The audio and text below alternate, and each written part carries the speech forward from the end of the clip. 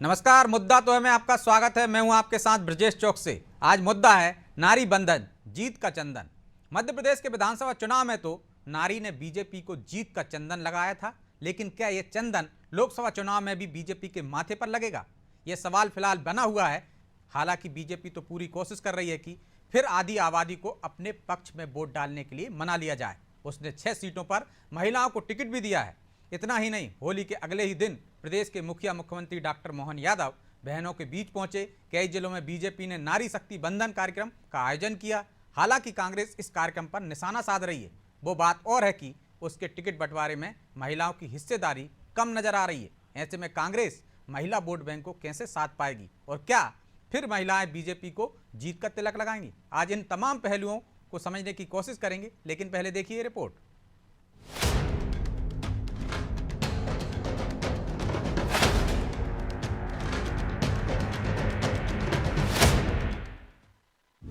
भाई दूज पर नारी शक्ति वंदन, बहनें लगाएंगी जीत का चंदन। विधानसभा चुनाव में जीत का तिलक लगा चुकी बहनों के बीच फिर बीजेपी ने पहुंचना शुरू कर दिया है। लोकसभा चुनाव में भी विजयश्री का आशीर्वाद लेने बीजेपी लगातार कार्यक्रम का आयोजन कर रही है। होली के ठीक अगले दिन भाई दूज के मौके पर नारी शक्ति वंदन कार्यक्रम आयोजित किया गया।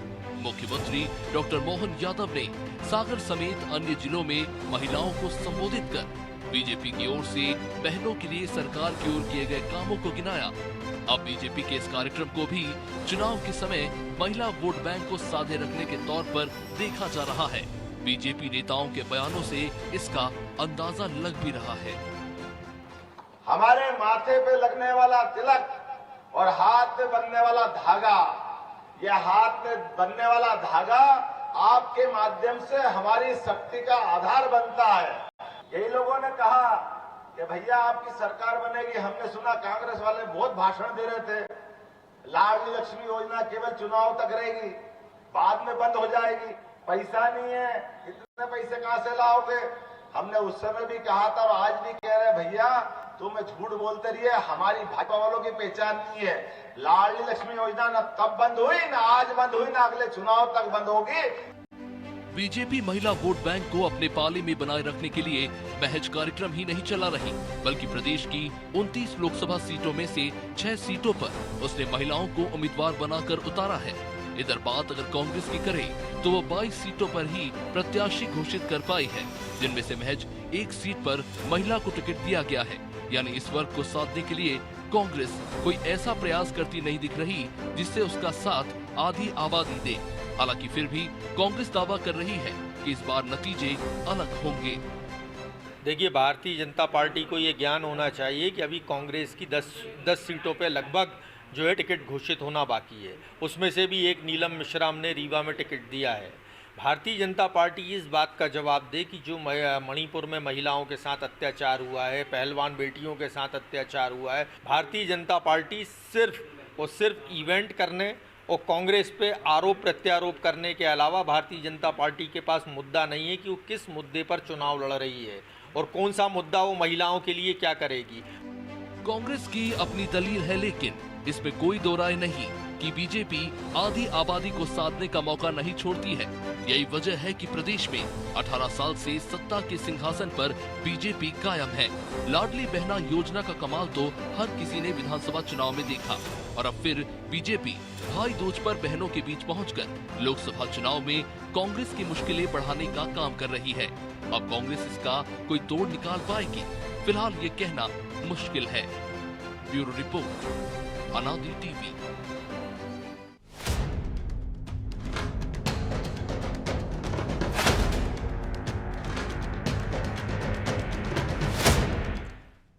तो इस मुद्दे पर चर्चा के लिए हमारे साथ जुड़ गए हैं अमित शर्मा, कांग्रेस प्रवक्ता हैं, वंदना त्रिपाठी, बीजेपी प्रवक्ता हैं, और खिलावन चंद्राकर, वरिष्ठ पत्रकार। तीनों मेहमानों का बहुत बहुत स्वागत है। वंदना जी, शुरुआत आपसे ही करते हैं।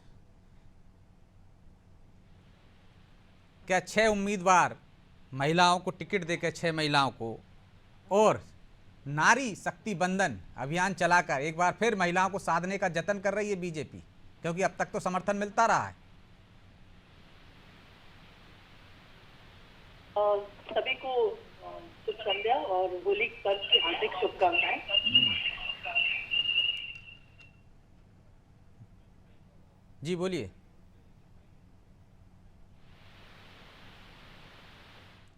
आपकी आवाज नहीं आ रही वंदना जी। अच्छा जी, जी सभी को शुभ संध्या और होली पर्व की हार्दिक शुभकामनाएं। अ, देखिए ब्रजेश जी, आपने देखा कि महिलाओं को टिकट देने में हो या महिलाओं को पद देने में हो, भारतीय जनता पार्टी कभी पीछे नहीं हटती। आपने देखा राज्यसभा में भी हमारी एक महिला प्रत्याशी ने नामांकन भरा, चयनित हुई और सारा संगठन उनके साथ खड़ा था। वो है हमारी महिला मोर्चा की प्रदेश अध्यक्ष माननीय माया नरोलिया जी, जो कि संगठन की एक बहुत वरिष्ठ पदाधिकारी रही हैं, जिन्होंने महिला मोर्चा जी। तो ये है भारतीय जनता पार्टी का चरित्र।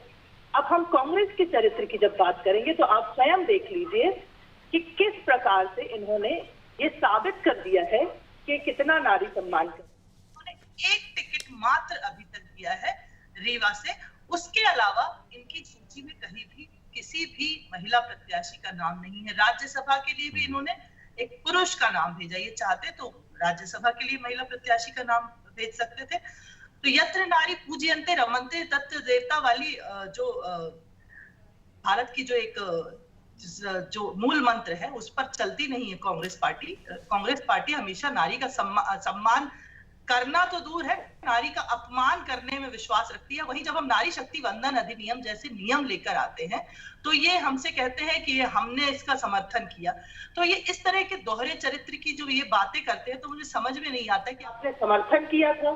तो जब आपकी सरकार थी तो आपके राज्यसभा में जब ये बिल पास हो चुका था तो आपने अपने लोकसभा में इसे पास क्यों नहीं कराया?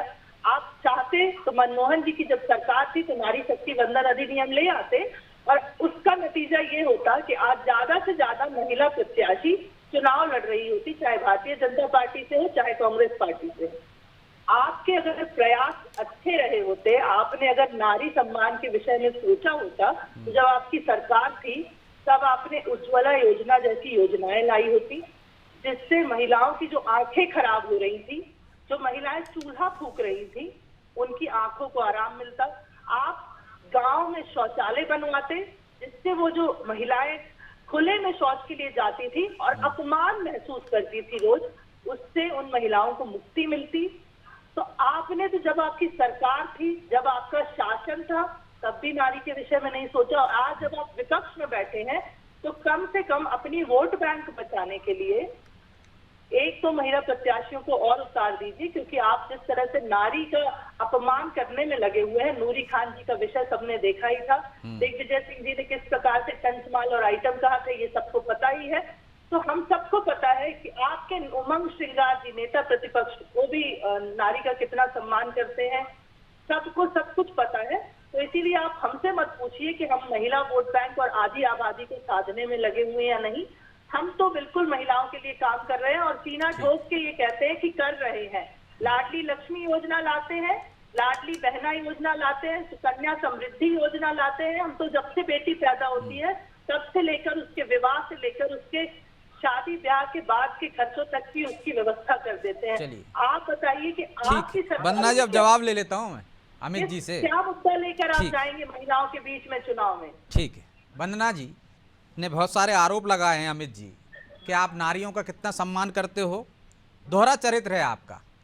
एक टिकट दिया है अभी आपने, अभी 6 बाकी हैं, तो क्या सभी महिलाओं को दे दोगे? उन्होंने 6 महिलाओं को उम्मीदवार बनाया है। और किस तरह से आपके नेता टंचमाल कहते हैं, आइटम कहते हैं, नेता प्रतिपक्ष पर भी सवाल उठाया उन्होंने, उपनेता प्रतिपक्ष पर भी महिलाओं के पर कितने तरह के आरोप थे ये भी आपको पता है। दीजिए जवाब, फिर क्यों महिलाएं आपको वोट दें? देखिए, मेरी भारतीय जनता पार्टी की जो विद्वान बहन है वो तो बेचारी जो भारतीय जनता पार्टी पाठ पढ़ाती है, सही गलत का निर्णय तो वो नहीं कर पाती। मैं समझता हूं कि जब ये भारतीय जनता पार्टी ये महिला का जब कहां गया था, जब प्रज्ञा ठाकुर की टिकट बेचारी जो बहुत अच्छा काम कर रही थी, भगवा पहन रही थी, और उनका टिकट काट दिया और काटने के बाद वो पर चली गई बेचारी, वह शराब की दुकान पे पत्थर फेंकने लगी। पहले इन्होंने उमा भारती का कितना सम्मान करा, मुख्यमंत्री पद से हटा दिया, वो भी महिला थी, भगवा पहन रही थी। और शक्ति का जब कहां गई मेरी बहन की जो पीड़ा है, जो मैं समझ सकता हूँ आज वो बहनों के प्रति चिंता कर रही होंगी।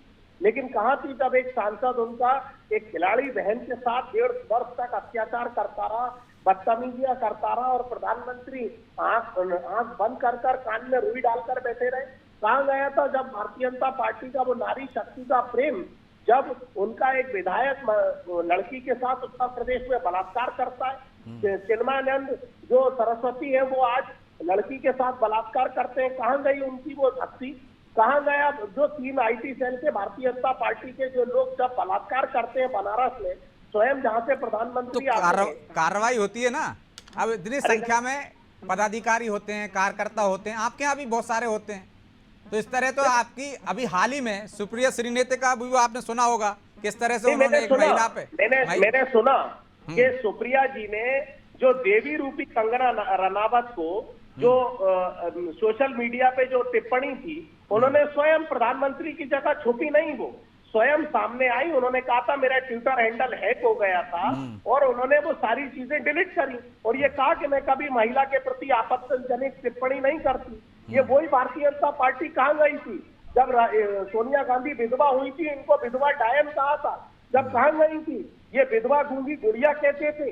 तो ये चाल चरित्र चेहरे से भ्रमित करने वाली पार्टी जो कांग्रेस को सीख देने की कोशिश ना करे कि किस तरीके से हाथरस हत्याकांड में एक बच्ची के साथ बलात्कार होता है, प्रशासन की मौजूदगी में जला दिया जाता है, लखीमपुर की बहन की घटना। देखिए आप दूसरे राज्यों में जाओगे तो फिर राजस्थान भी चले जाएंगे, वो भीलवाड़ा चली जाएंगे। अमित जी हम भटक जाएंगे, वो भीलवाड़ा चली जाएंगे कि किस तरह से तंदूर में जला दिया था। उत्तर प्रदेश चले जाए, मध्य प्रदेश चले जाए, लेकिन आज जो बेरोजगार हमारी बहनें बैठी हैं जो पढ़ लिख कर, उनका जवाब उनकी पीड़ा कौन देगा? अमित जी यदि आप वहाँ जाओगे तो वो भीलवाड़ा चली जाएंगी कि भट्टी में जला दिया था रेप करके नाबालिग को। मैं चाहता हूँ मध्य प्रदेश पर रहें, हम यहीं डिबेट करें। वो ये आरोप लगा रहे हैं कि आपके नेता, आपने उसका जवाब नहीं दिया, टंचमाल कहते हैं, आइटम कहते हैं। नेता प्रतिपक्ष पर किस तरह के आरोप है महिलाओं को लेकर, उपनेता प्रतिपक्ष कटारे हैं उन पर भी महिलाओं को लेकर आरोप है। और आप तो हाथरस की बेटी जला दी गई वो मुद्दा नहीं था, वो महिला नहीं थी, इनके सांसद द्वारा जो खिलाड़ी बेचारी रो रही मध्य प्रदेश की भूमि पर बैठे हुए हैं, मध्य प्रदेश के विषय में आप मध्य प्रदेश के प्रवक्ता हैं, मध्य प्रदेश की जानकारी दीजिए। मध्य प्रदेश नहीं, मुद्दा तमाम थे। मध्य प्रदेश की महिलाएं आपको क्यों आपके पाले में जाएं? मेरा सीधा सवाल ये है अमित जी,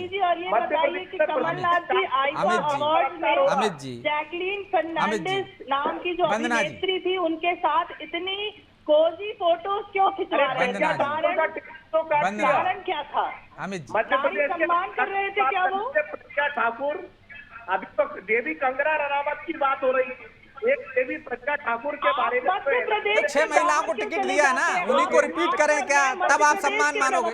वंदना जी प्लीज, अमित जी, अमित जी, अमित जी, वंदना जी, डिबेट का कोई मतलब ही नहीं रहेगा। एक एक करके प्लीज। हम मध्य प्रदेश के विषय में चर्चा कर रहे हैं, मध्य प्रदेश में रहिए, यहाँ की चर्चा करिए, नहीं तो मैं संदेश खाली चली जाऊंगी, मैं तंदूर की तरफ भीलवाड़ा चली जाऊंगी। मेरे पास भी बहुत सारे मुद्दे हैं। ठीक है, चलिए मैं लौट रहा हूँ दोनों के पास। ठीक है, मध्य प्रदेश की अमित जी लौट रहा हूँ, वंदना जी लौट रहा हूँ आप दोनों के पास।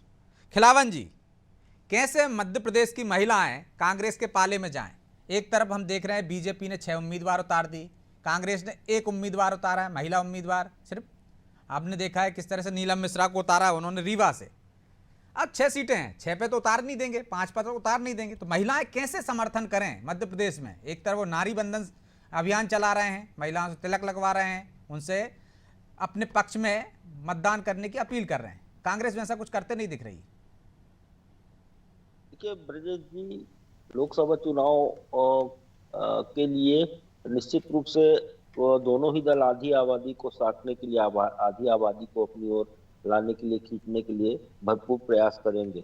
और कांग्रेस में तो अभी टिकट के वितरण पे ही, टिकट बांटने में ही कांग्रेस उलझी हुई है और बीजेपी अपनी तैयारियां पूरा करती जा रही है। आज भी मुख्यमंत्री ने एक नई योजना शुरू करी भाई दूज के अवसर पर, नारी शक्ति वंदन अभियान, और सागर में कुछ स्थानों पर गए वो, और वहाँ नारियों को किस तरह से भाजपा सम्मानित कर रही है, किस तरह से उनके उत्थान के लिए, उनकी प्रगति के लिए, उनकी कठिनाइयों को दूर करने के लिए काम कर रही है। चाहे केंद्र सरकार हो, चाहे प्रदेश की सरकार हो, इस बात को जो है मंच पर से बखान करने का प्रयास भी किया गया। तो कुल मिला के मेरे ये कहना है कि जिस तरह से आरक्षण महिलाओं का आरक्षण 33% आरक्षण दिया गया है और उसके नजदीक पहुंचने के लिए दोनों ही दलों को प्रयास करना चाहिए। कम से कम लोकसभा और विधानसभा में जो चुनाव के टिकट वितरण होता है उसमें लगभग 33% महिलाओं को भागीदारी सुनिश्चित किया जाना चाहिए। भाजपा ने भले ही पूरा नहीं किया हो उस बात को, लेकिन उसके नजदीक जाने का प्रयास किया। 29 में से 6 प्रत्याशी कम से कम महिला प्रत्याशी मध्य प्रदेश में उतारे हैं और जहां हम कांग्रेस की तरफ देखते हैं तो कांग्रेस ने भी अभी तो उनके 22 सीट ही घोषित हुए हैं। 22 में एकमात्र महिला को जो है रीवा से टिकट दी गई है, नीलम मिश्रा को। तो मुझे लगता है और कई थे, जैसे बालाघाट में महिला प्रत्याशी बहुत ज्यादा जोर लगा रही थी कि उनको टिकट मिल जाए किसी तरह, और कई स्थानों पर महिलाओं का जोरदार आगाज था कि उन्हें टिकट मिले, पार्टी टिकट दे तो चुनाव लड़े। लेकिन मुझे लगता है कि कांग्रेस ने इस ओर बहुत गहराई से, गंभीरता से ध्यान नहीं दिया और संभवतः यही कारण है कि अभी तक सिर्फ एकमात्र महिला को टिकट मिली है। देखिए, आज मैं मोहन यादव के पूरे कार्यक्रम में क्या क्या गतिविधियां हैं, क्या बोल रहे हैं, वो किस चीज को, किस तथ्य को सामने ला रहे हैं, इस पर ध्यान केंद्रित किए हुए था। तो जब मैं लाइव देख रहा था वहां का सागर का, तो मैंने देखा कि उन्होंने न सिर्फ केंद्र सरकार की महिला आरक्षण को लेकर के अपनी बात कही और उन्होंने ये भी तंज कसा कांग्रेस पर कि कांग्रेस झूठ बोलते हैं महिलाओं को लेकर। लाडली बहना योजना की लगातार प्रचारित करते रहे कि बंद हो जाएगी, लेकिन बंद नहीं हुई, ना वो बंद होने वाली है। अमित जी, आधी आबादी फिर कैसे आप पर भरोसा करे? वही सवाल कि आप टिकट उनको देते नहीं हैं, उनके लिए ऐसी योजनाएं आपके पास है नहीं है, सिर्फ आप दूसरे राज्यों की घटना गिनाकर क्या मध्य प्रदेश की महिलाओं का समर्थन हासिल कर पाएंगे? देखिए, दूसरे राज्य की, इस देश की बात हो रही है। इस देश में चाहे नारी शक्ति मध्य प्रदेश की हो, चाहे राजस्थान की हो, चाहे हाथरस की हो, हमेशा नारी शक्ति के सम्मान की और उनके अगर किसी भी अत्याचार की बात होगी तो वो हर चैनल पर, हर समय, हर जगह उठाई जाती है, वो न्याय होता है। दूसरी बात आपने मध्य प्रदेश में कही, तो मेरे ख्याल से भारतीय जनता पार्टी की बहन जानकारी ले लें कि भारतीय जनता पार्टी ने विधानसभा में अभी हाल ही में 2023 में कितनी महिलाओं को टिकट दिया और कांग्रेस ने कितनी महिलाओं को टिकट दिया। अभी तो कर चुनाव चालू नहीं हुआ, टिकट बटे नहीं है, आरोप कांग्रेस को कटघरे में खड़े करने का काम करना है तो फिर वैसे ही तैयार हो, हम सब सुनने को तैयार है। तो मध्य प्रदेश में इन्होंने अभी विधानसभा चुनाव में 29 सीटों पे टिकट दिया था, हमने 30 सीटों पे टिकट दिया था। तो महिलाओं का हमेशा सम्मान की बात। मैं आज उमा भारती का जिस तरीके से अपमान कर एक महिला को मुख्यमंत्री से हटाया गया, एक तिरंगे झंडे के नाम पर जो झूठा केस लगा, उस महिला को इतनी बेइज्जती की गई, बेचारी वो शराब की दुकान पर पत्थर फेंकने लगी, उन्हें अपमानित किया गया। और कितना अच्छा काम प्रज्ञा ठाकुर कर रही थी, इतना डेवलपमेंट। प्रज्ञा ठाकुर के खिलाफ क्या क्या बोलते थे, अब आपको लग रहा है कि अच्छा काम कर रही हैं। आपने पोस्टर चिपका है शहर में कि प्रज्ञा ठाकुर कहाँ हैं, गायब हो गई हैं। आप यही सुनना चाह रहे हैं, आप यही सुनना चाह रहे हैं। मैं ये बोलूंगा वो गलत काम कर रही थी, NIA ने पकड़ लिया, मेरे को तो उसकी जानकारी देने की जरूरत नहीं, वो भारतीय जनता पार्टी के कार्यालय में जानकारी है कि प्रज्ञा ठाकुर को। लेकिन मैं तो ये कहूंगा, एक संत और भगवा के नाम पर जो पहले भोपाल से लड़ाया, तो अच्छा काम कर रही थी। अगर अच्छा काम नहीं कर रही थी तो भारतीय जनता पार्टी बताए कि उनको क्यों हटाया गया, महिला का क्यों अपमान करा गया। एक तरफ टिकट देकर और दूसरी तरफ एक महिला को हटाया जाता है। तो भारतीय जनता पार्टी तय करे। और रही बात, मैं एक बात और आपको जानकारी बता दूं, ये कांग्रेस के तो टिकट बदलना अपमान होता है क्या? नहीं अमित जी, सुनिए तो, टिकट बदलना अपमान होता है? एक को हटाया, 6 को दिया उन्होंने, ये अपमान होता है क्या? अपमान नहीं होता महिला का। मतलब जिसको टिकट एक बार मिल गया उसका हक हो गया, पट्टा लिखा गया उनका, टिकट नहीं बदलना चाहिए। अगर टिकट जो है कट जाए, एक इंदौर में का जो, उज्जैन का जो टिकट है, इंदौर का जो टिकट है वो यथावत कर दिया आपने, और इधर महिलाओं के चैनल पर बैठ के भारतीय जनता पार्टी के महिलाओं के सम्मान के हित की बात करें हम बैठ के। मैं दूसरा आपको बता दूं कि NCRB की रिपोर्ट आप उठा लीजिएगा और आप निकाल लीजिएगा एक आप प्रिंट। NCRB की रिपोर्ट के अनुसार प्रतिदिन 3 महिलाओं के साथ बलात्कार मध्य प्रदेश में हो रहा है। प्रतिदिन मध्य प्रदेश में 19 महिलाएं हमारी लापता हो रही हैं, जिनके साथ बाहर देश में और विदेश में उनको ले जाया जा रहा है। इस और मैं आपको एक बात और जानकारी दे दूं, कितनी महिलाएं बेरोजगार हैं आज, जो हमारी बहनें पढ़ लिख कर तैयार हैं, उनके बारे में चर्चा नहीं हो रही, जो बेचारी लगातार आत्महत्या कर रही है। तत्कालीन मुख्यमंत्री शिवराज सिंह चौहान जी के जिले में खुद विदिशा जिले के महिलाएं तो इतनी खुश हैं उनसे, पार्टी के लोग छेड़छाड़ कर अमित रहे जी, थे। महिलाएं तो इतनी खुश हैं कि आपको सत्ता पे आते आते आपको पीछे धकेल दिया उनने। आपके नेताओं का कहना है कि लाडली बहना योजना की वजह से हम निपट गए, और आप कह रहे हैं कि महिलाओं के ये हाल हैं, बेरोजगार हैं, घर बैठे पैसे दे रही है सरकार। आपको किस आधार पर वोट दे, मेरा सवाल वहीं के वहीं है। आपने तमाम घटनाएं गिना दी, लेकिन आपकी तरफ आधी आबादी कैसे भरोसा करे, उस पर आपने फोकस नहीं डाला। देखिए, उस आबादी पे ही मैं आपको फोकस डाल रहा हूँ कि पूर्व तत्कालीन मुख्यमंत्री शिवराज सिंह चौहान जी के किरार महिला ने, लड़की बेचारी पढ़ने जाती थी, भारतीय जनता पार्टी के नेताओं लड़कों ने छेड़ाछाड़ी करी, उनकी रिपोर्ट नहीं होती, उसने आत्महत्या करी, बाद में न्याय के लिए उसके पिता ने आत्महत्या आप वहीं आ गए ना। ठीक है वंदना जी, तमाम अत्याचार हो रहे हैं मध्य प्रदेश में महिलाओं पर, इसी आधार पर वो कांग्रेस को इस बार समर्थन देने वाली है। आप अपमान करते हो अपने नेताओं का भी। ठीक है, अब जवाब ले लीजिए। आपने देख लिया कि इनके पास महिलाओं को लेकर कोई मिशन नहीं है। सुश्री प्रज्ञा ठाकुर जी, सुश्री उमा भारती जी हमारी पार्टी की वरिष्ठ नेता है, उन्हें उचित सम्मान मिल रहा है। उन्होंने किसी भी प्लेटफॉर्म पे आके ये कहा कि हमारे सम्मान पे कोई कमी है, कभी मीडिया में ऐसा कहा? तो जब उन्हें स्वयं कोई आपत्ति नहीं है तो इनको इतनी चिंता दूसरी पार्टी की नेत्रियों की क्यों करनी पड़ रही है? इनकी पार्टी में जो नेत्री है उनकी चिंता करें, उनके मसीहा बने, उनको आगे बढ़ाए, उनको टिकट दे, उन्हें सांसद विधायक बने। अब ये विधानसभा चुनाव की बात करते हैं, अरे जो बीत गई वो बात गई, अभी आज वर्तमान की बात करिए ना। लोकसभा में बीत गई वो बात गई, मतलब इनकी महिलाओं के अधिकारों पर चर्चा मत करिए, भारतीय जनता इनकी चर्चा सुनिए। जो बीत गई वो बात गई, विधानसभा में वो महिलाएं नहीं थी, उनका अधिकार नहीं था। कितने नेताओं के ऊपर बलात्कार का आरोप है, आपको खुद पता है ना। मैं ये सब हमें पता है, नहीं करना चाहती किसी का नाम लेकर, वरना मैं वो हमें पता है चालू करूंगी। महिला के बलात्कार में शामिल है, हमें पता है आपके सांसद कितने शामिल है। महिला यौन उत्पीड़न में लिप्त है, सबके ऊपर कोई ना कोई महिला यौन उत्पीड़न का आरोप है। महिला को जलाने में लिप्त है, पूरी सरकार की महिला सशक्तिकरण। और आप कहते हैं कि भारतीय जनता पार्टी क्या कर रही है? आज भी आपने हमेशा बोला लाडली बहना योजना बंद हो जाएगी।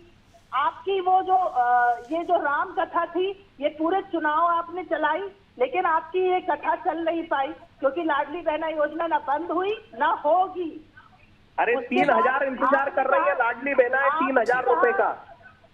आपने कहा लाडली बहना 3000 रुपए का कब आप घोषणा कर रही हैं? आप क्या लेके, आप रोजगार की कौन सी नीति लेके आने वाले हैं? आप बताइए ना, अपने संकल्प पत्र में आप क्या लाने वाले हैं? चलिए मैं लौटता हूँ आप दोनों के पास। ठीक है, कि जिसको सुनकर महिलाएं प्रभावित होकर आपको वोट देते हैं।